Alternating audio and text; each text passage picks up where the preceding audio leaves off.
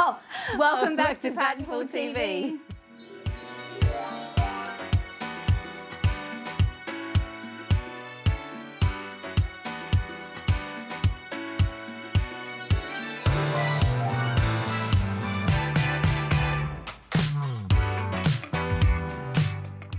I'm Monica and this is my daughter Alora, and if you're new here, we make videos on how I make my Quilt-as-you-go quilts. In today's episode, I'm going to show you how to join 3 blocks together with my 1 to 3 method of Quilt-as-you-go using 2 9-patch blocks sewn on point with an applique block that we made in last week's tutorial. Wait, why do you call it the 1 to 3 method? So I call it the 1 to 3 method because it's where I'm joining sections together where one section I've quilted all the way to the edge, so I am not able to separate any layers there. And I'll have another section where it has a no quilting zone on the edge that I'm going to join with. And the no quilting zone is about 2 to 1.5 inches. And I'm able to separate these layers. So it just means that I'm sewing one layer to all 3 layers of my quilted section. So get it? Yeah, 1 to 3. I made that up. It's just kind of like an easy way so that, you know, you can understand what all of the different methods are called and what they do. Where would you use this in quilting? So I would use this in a quilt where I have joined my blocks, or I've got panels running down or running across. So it's like a full seam going from edge to edge. And so yeah, that's the kind of quilts that I'd use it in. Yeah. Is it fully machine sewn? It can be. So obviously the first section of it is fully machine sewn, and you can either machine sew the back down or you can hand stitch the back down. So these are my 2 9-patch blocks. What's a 9-patch? Oh, 9-patch, that just means that we have 9 patches or 9 squares. So we have 3 squares sewn across and 3 squares sewn down.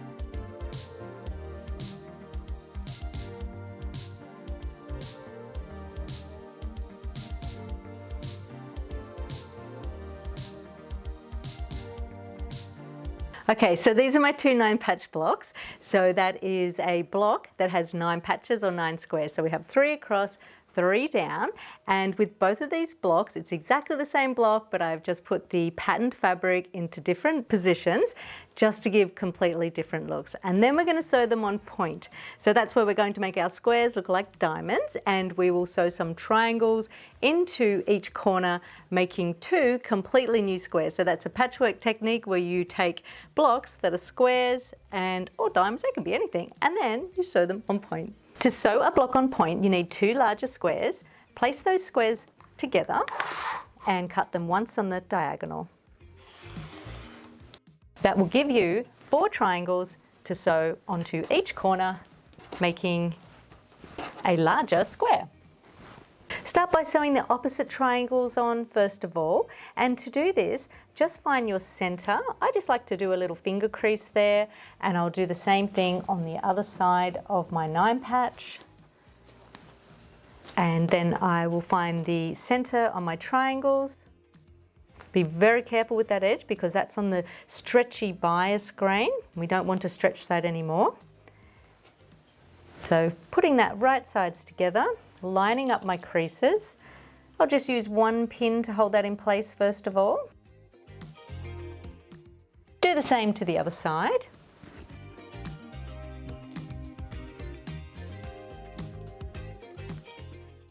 Add some extra pins. Head to the machine and sew with a scant 1/4 inch seam allowance.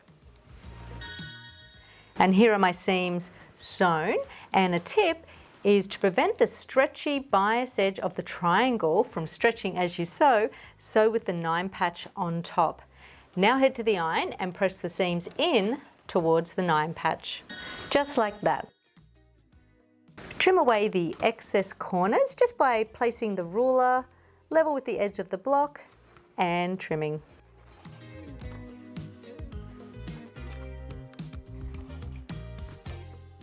Take the remaining triangles and sew them on in the same way, folding again to find the centers.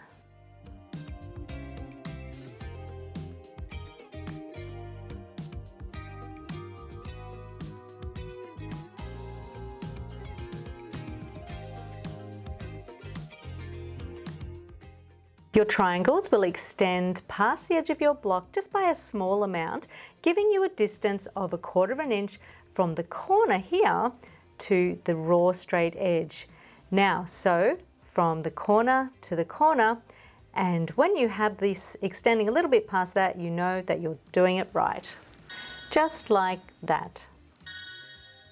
Here's a close-up of the stitching line, starting exactly in that corner and finishing exactly in the opposite corner. Sewing from corner to corner will mean that when you open out your triangles, your edges will run straight. Now press the seams in towards the 9 patch, just like that. And that's how you sew a block on point. So go ahead and do the same to your other 9 patch. And just like that. So time to quilt. So I went ahead and already quilted my blocks, and all the detailed instructions are in the course notes. And if you do want to get a little bit creative yourself, you can quilt these blocks any way you like, and you can quilt all the way to the outside edge.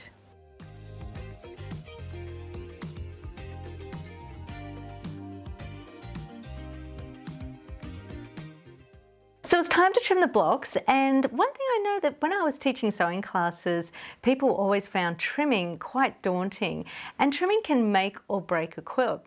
I would know because some blocks were actually harmed in the filming of this video. See this block here? Trimmed 1/4 inch too small. Had to make another one. So today I'm going to show you how to trim with a 12.5 inch square ruler. This is quite handy because most traditional patchwork blocks are 12.5 inches square. But if you don't have one of those rulers, I'm also going to show you how you can trim your blocks using a regular patchwork ruler. Most people have this. And in other videos I've shown tricks with template plastic. So all of these methods I show, you can apply these to any blocks that you're making. And today I'm also going to show you how to trim with tissue paper. So this is our applique block. We made this in the last tutorial. So if you don't know how to applique, feel free to check it out. Now, I always say with applique and Quilt-as-you-go to make your backing square 1 inch bigger all the way around the edge. So that's going to give you an extra ½ inch all the way around, and that's going to allow for some shrinkage whilst you do the applique and the quilting. Now it's time to trim the applique block back to 8.5 inches by 12.5 inches. Measure and cut out a rectangle in tissue paper that's 8.5 inches wide by 12.5 inches long. Tissue paper is great because it's see-through and it's quite cost effective too. So all you have to do is mark your center lines going in both directions, and you can line up the center of the stem with your center marked line. Make a mark that's 1.5 inches down from the top edge and just align that with the center of the top petal, and you'll have about a space of 1 3/8 of an inch up from the bottom edge. So you can easily see through the tissue paper and make sure that your applique is nice and centered, and also it's a really good way to make sure that you don't accidentally cut something wrong. So use some flat pins and just pop a few pins in here and there, just being really careful so that it doesn't move. And then just use your regular ruler to go around and mark all edges. Now we're only going to cut the top layer using scissors, and a really good trick for that is to just slip your ruler underneath, just in between the top layer and the batting. You can see I've actually already cut there, but just use your scissors to very carefully cut only the top layer at this point in time. Now the next step is to trim away the excess batting and backing, but we're going to trim that so that it extends 1/4 inch past our top layer.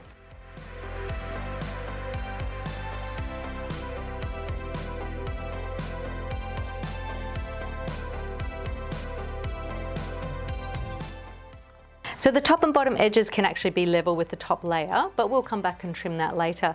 But the reason why we have the extra with the batting and backing is that it's mainly just for the purpose of the backing fabric. So we're going to have a 1/4 inch seam on the top, and we just want that extra fabric to fold over and either stitch in the ditch or hand stitch. So it just makes the quilt more secure. That was pretty easy, right? Now I'm going to show you how to trim your 9 patch blocks. If you have a 12.5 inch square ruler, pop that on top of your block with the number 1 in the top right hand corner, and then line up the 6.25 inch line. So we're trimming our blocks back to 12.5 inches, and 6.25 is half of 12.5 inches. So lining it up, working down this way, making sure that it's lined up with the corners of our squares, and then same thing going across this way. So just locate the 6.25 inch line, making sure that it is nice and lined up as best as possible. When you are happy with your placement, then it's just a matter of trimming up the side and across the top. Spin the block and line up the 12.5 inch edge of your ruler on the left side and along the bottom edge, and do the same thing again. So there's one block. Now, if you don't have a 12.5 inch square ruler, you can easily do this with your regular patchwork ruler. It's just a matter of lining up the 6.25 inch line. So my ruler is actually 6.5 inches wide. So I have that 6.25, and I'm going to just line that up on the points of my diamonds, just like that. And I can now just trim one side. If you aren't really confident, just mark it first of all before you trim. Once you have one straight edge, you can then easily square the rest of the block. So just rotate your ruler and just line up the 12.5 inch line on the trimmed edge. Make a mark, slide down, do the same thing, rotate the block. And I am showing this for a right-handed person, so if you are left-handed, it's just a matter of working the opposite way to what I'm showing. Now rotate the block, position the 6.25 inch line on your center diamonds, making sure that the bottom straight edge is nice and level with the line on your ruler, and trimming one side like that. And then now measure 12.5 inches from your straight edge across, make a mark, do the same thing,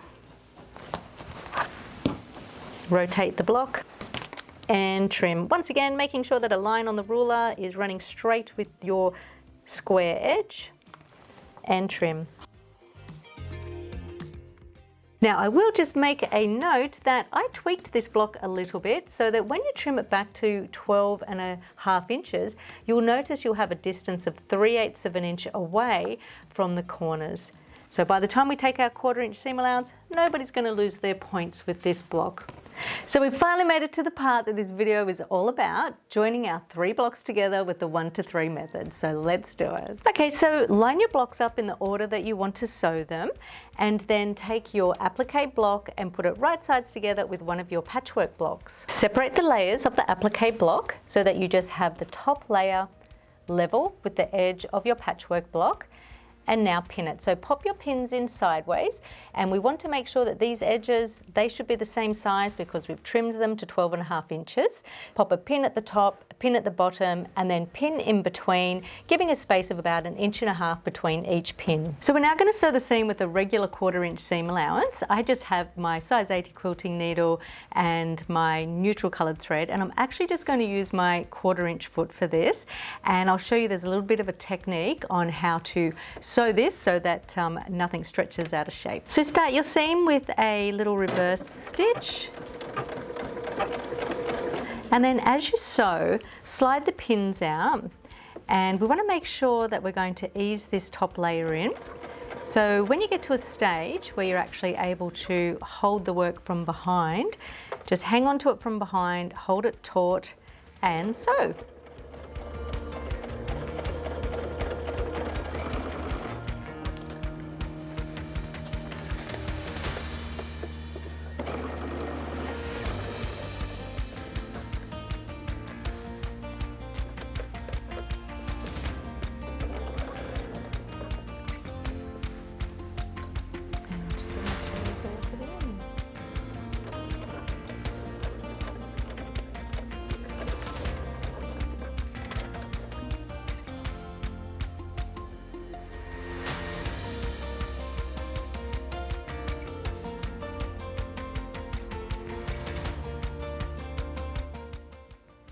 So open out, you can see our edges joined together, and then flip the block over to the wrong side, and you'll see that the seam automatically wants to go in towards the applique block. So just let that happen. Let this piece here just lay over the top, just while we give that a press. So flip that over and press the seam. Now flip back over to the back again. And you can see that our batting is a little bit too big at the moment, so we're just going to trim that batting. Okay, so the best way to trim the batting is to just let it lay flat and then bring your ruler along, and you'll be able to feel the ridge of the seam, and then just mark that. I'm just using a lead pencil to mark that. And then now I'm going to trim that with my scissors. And when I trim, I make sure that I put my hand behind, and I'm just cutting exactly on my marked line, very carefully. And another tip, to make sure that you're not going to accidentally cut the front, just slip your ruler underneath the batting, and then you can just easily come along and cut. Makes it a bit easier when your scissors can actually rest with the bottom blade on something firm as you cut. All you're doing is just bringing the top blade onto the bottom blade. Okay, so there's my 2 edges butting up there, looking nice and neat and quite flat. Now I'm going to join the batting with some batting joining tape. So that's the nylon tape, which is fusible on one side, not to be mistaken with double-sided fusible web. It's just a thin nylon tape, and it's rough on one side, and that's the glue side. Now I don't need it to be 2 inches wide, so I've cut a piece in half. And what I'm going to do is I'm just going to position it onto the block next to the stitching line. You don't want it to come over that stitching line. And I'll just cut a piece to the right length that I need. And from there I'm going to iron it. So it's just a little bit like what we did with the no sashing method, where I'm going to protect the nylon tape with the backing fabric and give that a press with the iron. And there we are, you can see that the batting is now joined onto the seam allowance. So the next step now is to fold under the backing fabric, and we're going to finish that off neatly. Now if you want to hand stitch, just fold it over so that it meets the stitching line, press and pin in place, and then you could just hand sew that down. But if you're like me and you prefer to machine sew, mark a line that is 3/8 of an inch away from the raw edge. And to do this, I'm actually going to use a friction pen. I don't love these pens, a lot of people like them. It looks a bit like just like a normal pen, and then when you iron it, it disappears. Sometimes I find it does leave some little marks though. It's a personal choice if you want to use them. I just thought for this video it's quite good because you can actually see my line. That's 3/8 of an inch away from the raw edge of the fabric. So now I'm going to press over on my marked line.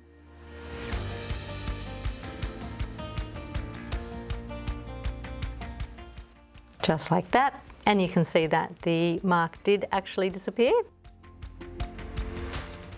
And so what that's going to do now is that my line, or sorry, my folded edge is actually going to go past the edge of the stitching just by about 1/8 of an inch. So I've folded it over, and now I'm going to just use a little bit of glue along the seam allowance just to hold that down.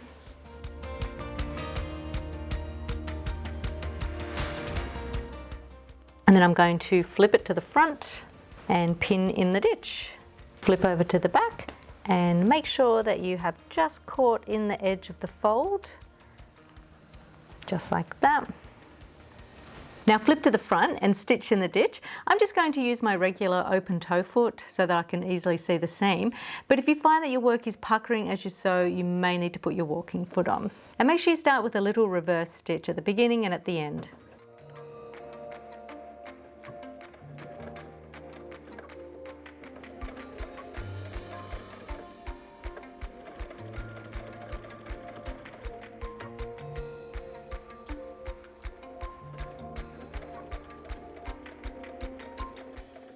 So you're just pulling it apart? Yes, to be honest with you, you know what? I probably should have used my walking foot. But I'm actually going to try and make it through now I've started. You're here. I'm here now. You've committed. I've committed. A little bit of puckering. Let's use the tailor's awl to help ease towards the foot. Trusty tailor's awl.